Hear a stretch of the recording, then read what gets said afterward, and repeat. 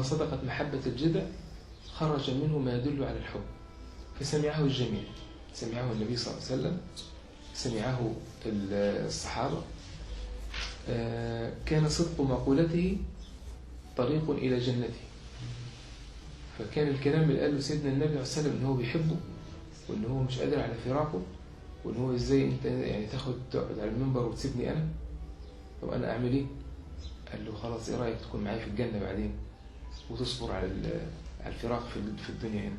قال له إذا كان كده ماشي، خلاص يبقى في الجنة نتقابل. فاختار الجنة. كثير يعتقد أن الحب يعني موضعه الروح، الروح هي اللي بتحب وبتهوى.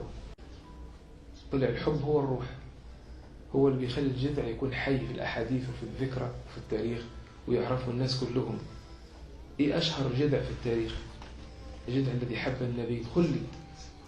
سمعنا عن جذع بينتقل إلى الجنة؟ سمعنا إيش هو ده؟ إيه اللي خلاه هناك؟ الحب. الحب يجعل ما لا حق له في شيء يجعل له أكبر الحق. إذن الحب يعمل معجزات فعلا. إني أحب محمدا والله خير شاهدا، يا رب صل على المدى أبدا عليه مجددا.